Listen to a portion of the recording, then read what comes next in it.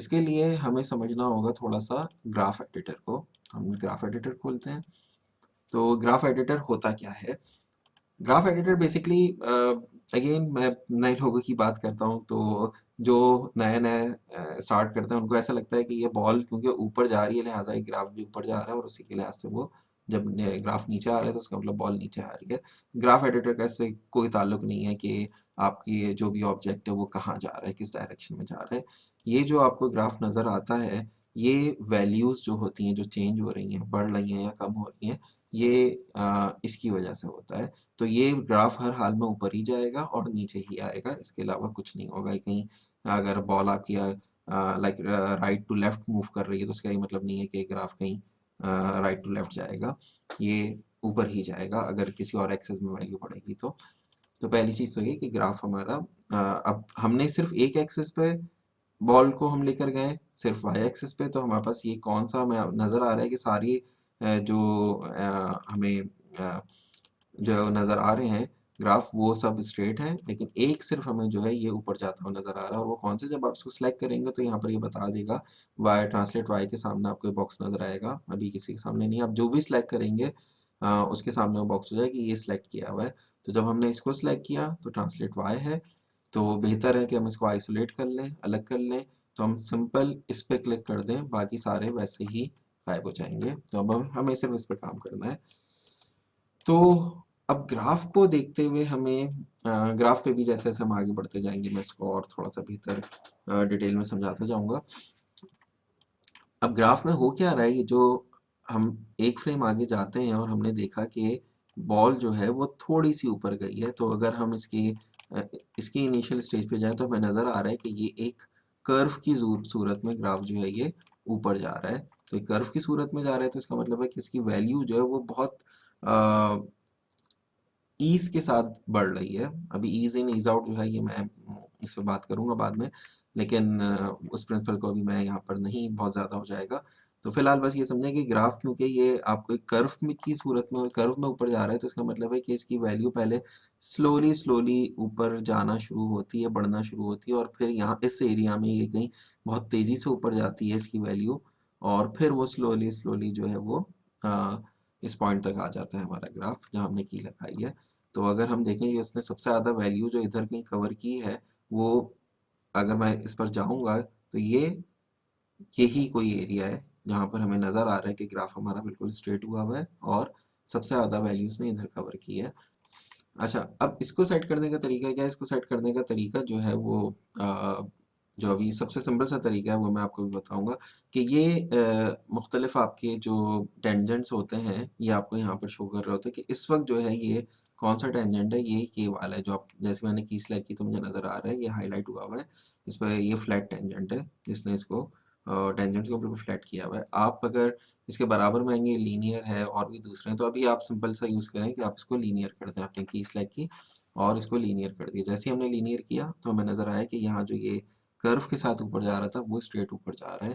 उसी तरह एंड में भी जिस वक्त इसको नीचे आना है, अ, नीचे आते हुए भी यही हो रहा है हमारे पास। चले मैं नीचे आते हुए भी यही हो रहा है, तो हम इसको एंड में भी आकर इसको लीनियर कर देते हैं। तो अब क्या हो रहा है, ये ऊपर जाती है तेज़ी से और इस जगह पे कहीं रुकती है और फिर नीचे तेज़ी से आती है। हम इसको प्ले करते हैं, देखते हैं। ठीक है, अब आपको यहाँ पर इस जगह पर एक बाउंस फील हो रहा होगा। ठीक है, वो जो एक पहले एक बहुत सॉफ्टली ये नीचे से ऊपर जा रही थी वो नहीं है, अब एक बाउंस लग रहा है कि हाँ ये कहीं से टकरा कर ऊपर जा रही है, जो कि पहले नहीं था। देखते हैं फ़र्क क्या पड़ा। पहले फ्रेम पर इसको भी डुप्लीकेट, हालांकि अभी हमने एनिमेशन में कोई चेंज नहीं किया है, सिर्फ ग्राफ में जाके चेंज किया है। तो पहले फ्रेम पर ये यहाँ पर है, नेक्स्ट फ्रेम पर आते हैं, कंट्रोल डी करते हैं, तो फिर हमें नज़र आता है कि हाँ इसने डिस्टेंस जो है वो ज़्यादा कवर किया है। ये हमारी पिछली थी जो सेकंड फ्रेम पे बॉल थी, ये हमारी इस दफ़ा की है जो कि इससे ऊपर है।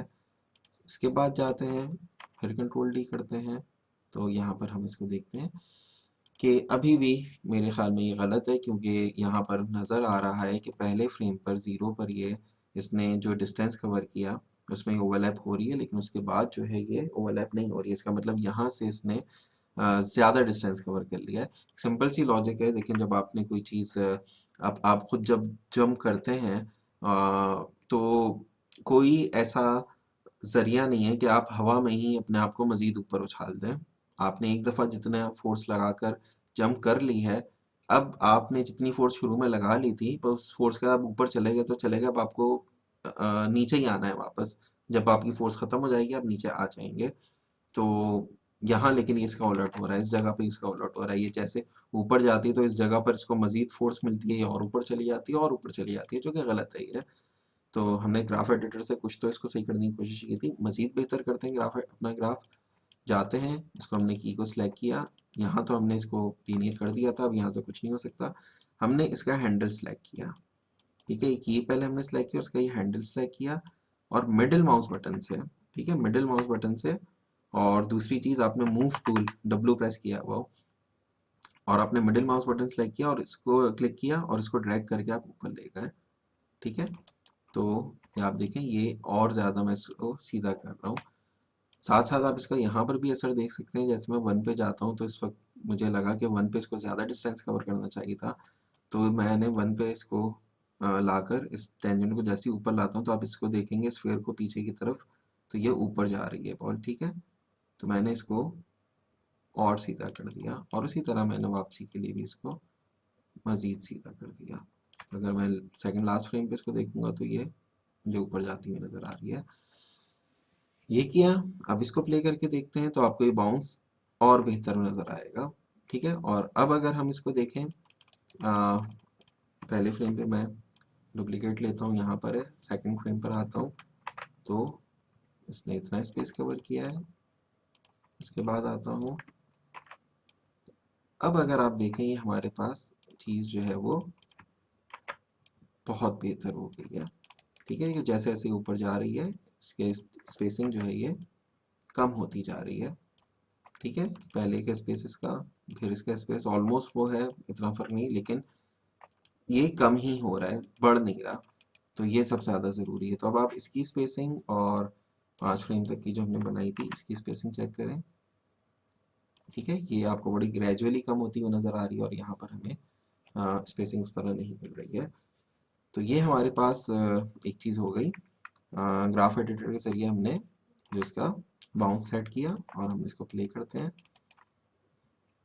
तो हमें एक बॉल बाउंस पहले से बेहतर नज़र आने लगा।